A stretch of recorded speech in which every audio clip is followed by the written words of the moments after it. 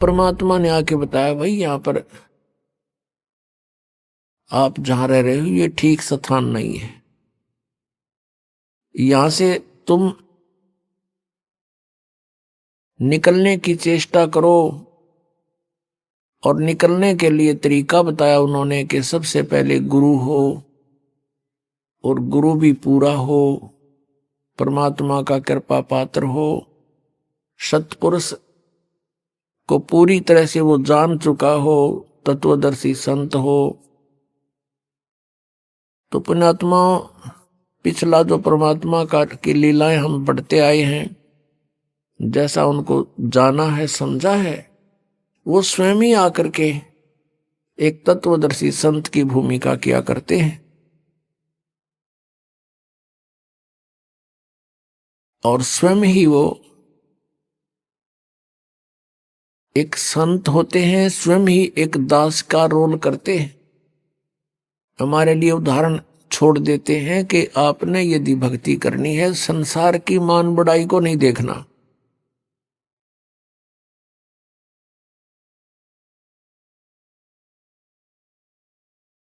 सर्व ब्रह्मांडों के मालिक होते हुए, सबके दाता होते हुए, एक छोटी सी झोंपड़ी में पूरा जीवन एक जनसाधारण की तरह व्यतीत करके चले गए।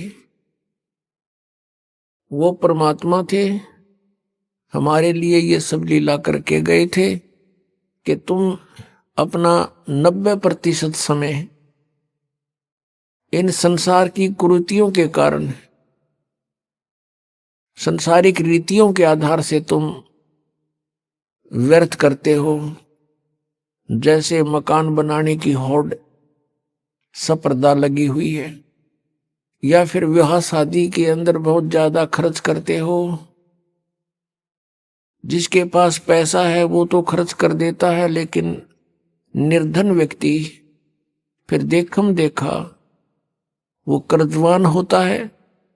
उस तरह की क्रियाएं उसने भी करनी पड़ती हैं, और फिर वो परेशान रहता है।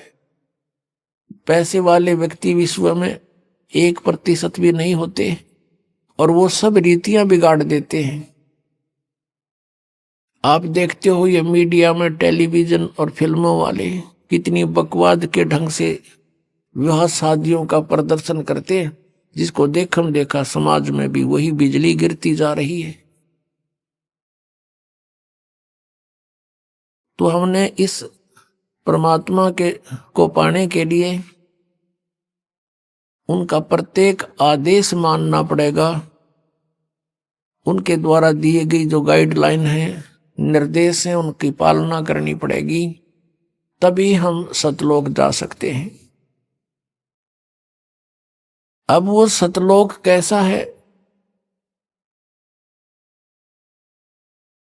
शंखों लहर मेर की उपजे, कहर नहीं जा कोई, दास गरीब अचल अविनाशी, सुख का सागर सोई। शंखों लहर मेहर की उपजे, और कहर नहीं जा कोई। अब गरीबदास साहिब जी जो परमात्मा उनको मिले थे, सचखंड सतलोक लेकर गए थे, उन्होंने परमात्मा से परिचित होने के उपरांत परमेश्वर की महिमा को कलम तोड़ ढंग से बोला कि शंखों लहर मेहर की उपजे, और कहर नहीं जा कोई, दास गरीब अचल अविनाशी, सुख का सागर सोई। शंखों लहर मेहर की उपजे, जैसे कभी किसी समय, कभी कभी ऐसा होता है, एकांत स्थान पर बैठे हों, आत्मा के अंदर एक ऐसी हिलोर उठती है, सभी अपने से नजर आते हैं, किसी के प्रति द्वेष नहीं रहता। शत्रु ने कितना ही हमें सता रखा होता, कई बार उसके प्रति कोई द्वेष ही नहीं रहता। परमात्मा की ऐसी मेहर होती है, वो मेहर की लहर थी, सबके ऊपर कृपा बरस रही थी।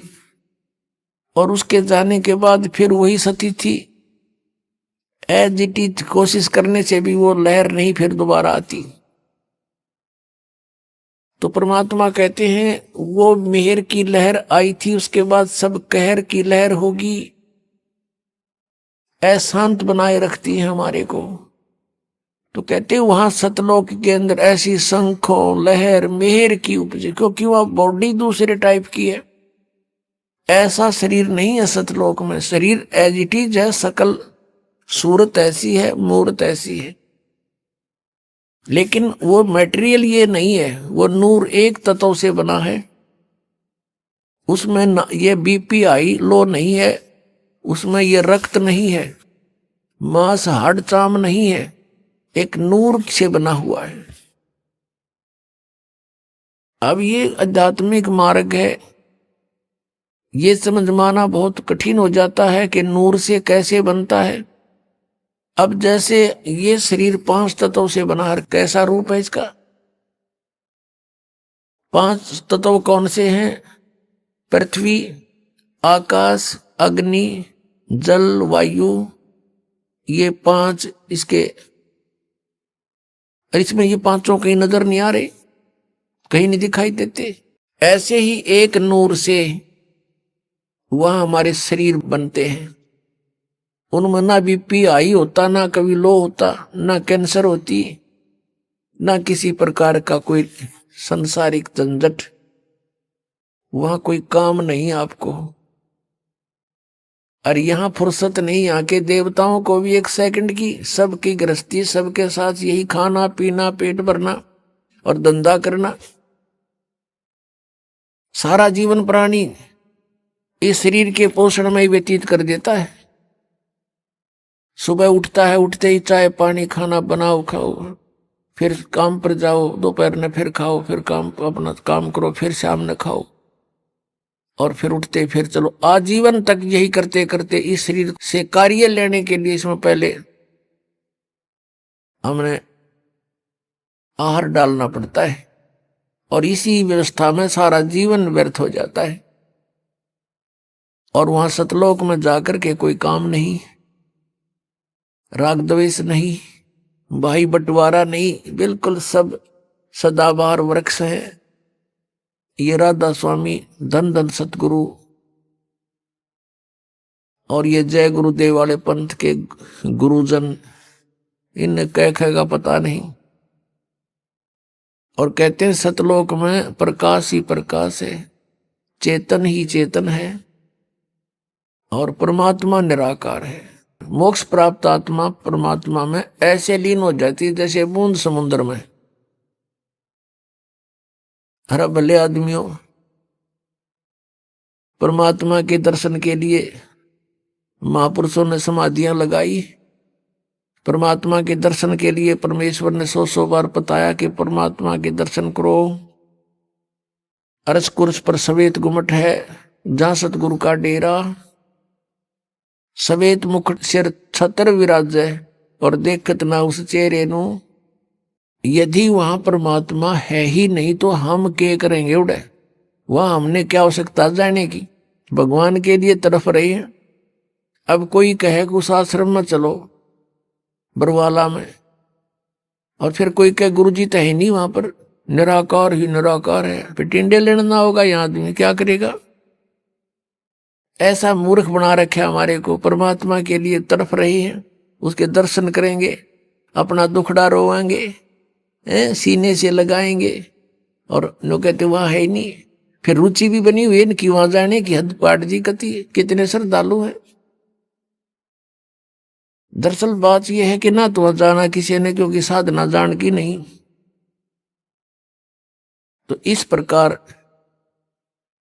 ये अज्ञान है, और परमात्मा ने जो बताया है वो वास्तविक ज्ञान, तत्व ज्ञान है कि वहां पर सदाबहार वृक्ष हैं, बहुत सुंदर दूधों के सरोवर भरे हैं।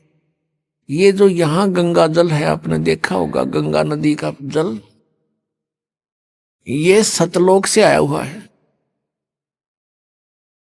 अब जैसे यहां आकर गिरता है, किसी ने दिखता नहीं, वो कहां से आ रहा है? इस पहाड़ से नहीं है,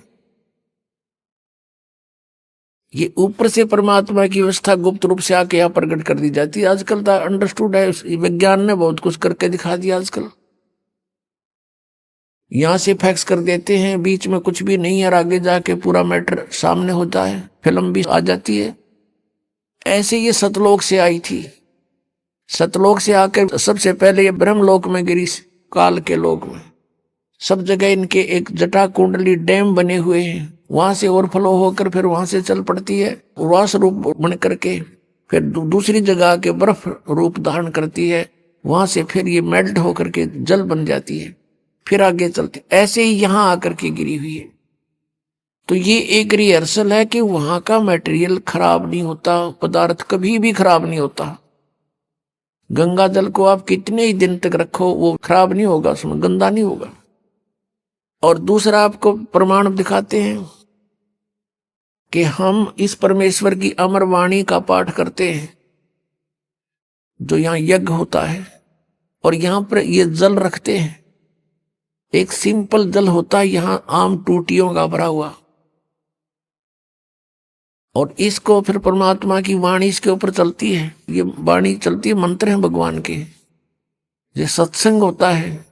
ये सब उसके ऊपर उस जल को अमृत बना देते हैं। गंगा से भी उत्तम बन जाता है वो। गंगा तो एक जल का काम करता है और वो एक बहुत प्रबल अमृत बन जाता है। और उसको कितने दिन तक रखिए आप, कभी खराब नहीं होता। हमारे पास रखा है सन 1996 का, 1996 का ये अमृत रखा हुआ आज तक एक बोतल में, और एज इट इज है। तो जिस परमात्मा की चर्चा करने मात्र से जल भी अमृत बन जाता है, तो पुण्यात्माओं इस जो सत्संग हम करते हैं, परमात्मा की महिमा सुनाते हैं, अमृतवाणी बोलकर सुनाते हैं, इससे पशु पक्षियों पर भी प्रभाव पड़ता है, चींटियों पर भी प्रभाव पड़ता है, पौधों पर, वृक्षों पर भी प्रभाव पड़ता है, और इनको भी बहुत कुछ शक्ति प्राप्त होती है, और समय आने पर इनको ये काम देगी, इनको लाभ देगी। तो उस सतलोक के अंदर कोई पदार्थ खराब नहीं होता, सड़ता नहीं, गलता नहीं, और सदाबहार वृक्ष हैं, सूखते नहीं, और वहां कोई काम नहीं। परमात्मा की याद में आत्मा भीगी रहती है, मस्त रहती है, बहुत आनंद रहता है, चर्चा चलती है, ऐसे मंडलियां बैठकर बतलाती हैं, और नीचे के दुखों को देखकर आंखों में आंसू आते हैं कि कैसे रजा हुई परमात्मा, हम कैसे निकला इस गंदते हैं। वहां जाकर जब नीचे को देखते हो ना, इसमें सड़ांध आती है, इस 21 ब्रह्मांड में तो सड़ांध दुर्गंध आती है। गरीबदास साहिब जी ने लिखा है कि लख योजन तक जात है या दुनिया की गंध। इस पृथ्वी लोक पर रहने वाले प्राणियों के अंदर से निकल रहे ये बदबू, कहते हैं 1,00,000 योजन यानी 12 लाख किलोमीटर तक ऊंचाई तक इसकी बदबू जाती है, स्मेल, बैड स्मेल जाती है। तो पुण्यात्माओं, इस प्रकार की विवेचन से आपका मन परमात्मा की तरफ आकर्षित होगा और यहां से चलने की तैयारी करोगे। अन्यथा हम इसी व्यवस्था को फाइनल मान चुके हैं, मृत्यु तो होनी ही है, लेकिन मृत्यु से पहले बच्चों का विवाह हो जावे और इनको भी भगवान संतान दे दे, इनका रोजगार ठीक हो जाए, फिर हम बेशक मर जावा। हमने इतना फाइनल कर रखा, बस ये हमारी फाइनल सोच है। अब कारण क्या है कि विकल्प नहीं था हमारे पास कोई भी। अब परमात्मा ने आकर दया करी अपने बच्चों पर है, वो खजाना खोल दिया जो 600 वर्ष पहले परमात्मा ने कहा था, धर्मदास मैं आपको ये सारा ज्ञान बताऊंगा, लेकिन इस तत्व ज्ञान को अभी सार्वजनिक मत करना है। धर्मदास मेरी लाख दुहाई, ये सार नाम की तबार ना जाई, सार नाम बार जो पढ़ी, बिचली पीढ़ी हंस नहीं तरही। फिर कहा है कि धर्मदास मोरी लाख दुहाई, ये मूल ज्ञान कई बार ना जाई, मूल ज्ञान बार जो पढ़ी, बिचली पीढ़ी हंस नहीं तरही। मूल ज्ञान को तब तक छुपाई जब तक ये द्वादश पंथ मिट जाई। अपनात्माओं, उस परमात्मा ने आकर के अपना ज्ञान दिया, उस परमेश्वर ने आकर स्वयं ही हमारी सुधली अपनी जानकारी आप बताइए आकर के। अपने आत्माओं, अभी तक किसी भी संत या ऋषि महर्षि का विधान या उनका अनुभव देख लो, सुन लो, पढ़ लो, सभी ने यही कहा कि परमात्मा निराकार है। चाहे कोई विष्णु जी का पुजारी है और सामने मूर्ति रखी है भगवान की, उसको भी कहते हैं क्या मेडिटेशन करता, तो का ध्यान लगाता हूं। आपको कोई दिखाई दिया कि नहीं? परमात्मा का प्रकाश दिखाई देता, भगवान दिखाई नहीं देता। कैसा है भगवान? वो तो निराकार है। तो विष्णु जी क्या है आपका? विष्णु जी क्या है? ये निराकार है, साकार। और फिर भगवान कौन है? यदि आप जी का इष्ट श्री विष्णु जी है और फिर आप मेडिटेशन में ढूंढ किसको रहे हो, कहते निराकार है हो, तो फिर विष्णु जी क्या है? इसको कहते हैं मोती मुक्ता दर्शत नाही, ये जगह सब अंदरे, और दिक्कत के तय नैन चश्मिन का फेरा मोतिया बंदरे। पुण्यात्माओं, जो पुण्यकर्मी प्राणी पिछले जन्म जन्मांतर से परमात्मा की साधना भक्ति करते आ रहे हैं, उन्हीं को आज एक विशेष तरफ है परमात्मा के पाने की। यहाँ गरीबदास महाराज जी कहते हैं, साधों से ती मस्करी और चोरा नाल खुशहाल, ये मल अखाड़ा जीतेंगे युगन युगन के माल। यदि आप जी किसी को यह सच्चाई बताने की चेष्टा करते हो तो आपका मजाक करते हैं, और इन झूठा ने दुनिया बुका कर डाल दी, अपने करोड़ों शिष्य बना दिए एक अटबट करके। कहते इन चोरा नाल खुशहाल, बेखों के लश्कर फिरें ये वाणी चोर कठोर, सतगुरु धाम न पहुंचेंगे ये 84 के ढोर। फिर कहा कि मल अखाड़ा जीतेंगे ये युगन युगन के माल। माल माने रेसलर, पहलवान, जो एक्सरसाइज करता है डेली और कभी समय आने पर उसकी कुश्ती किसी के साथ होती है, रेसलिंग, तो वो मल अखाड़ा, वो मल ही जीता करते हैं, पहलवान ही जीता करते हैं। आप जी उस परमात्मा के अखाड़े के पहलवान हो, बेटी भाई बहन बुजुर्ग जो भी है, जैसा भी है, युगों युगों से आप ये एक्सरसाइज करते हुए आ रहे हो, और आप ही पार होगे, आप ही में से पार होने का नंबर आओगा। जैसे बच्चे स्कूल जाते हैं विद्यालय में, तो जो विद्यालय में जाते हैं उन्हीं में से पास होते हैं, और कोई जो पाली जाता है, गधा पर बारी लेता है, बैठ कर सवारी करता है, स्कूल नहीं जाता है, तो वो पास नहीं होते हैं। आप ही पार होगे। अब आपको वो विद्यालय मिल गया जहां सीधी टिकट सतलोक की मिलती है।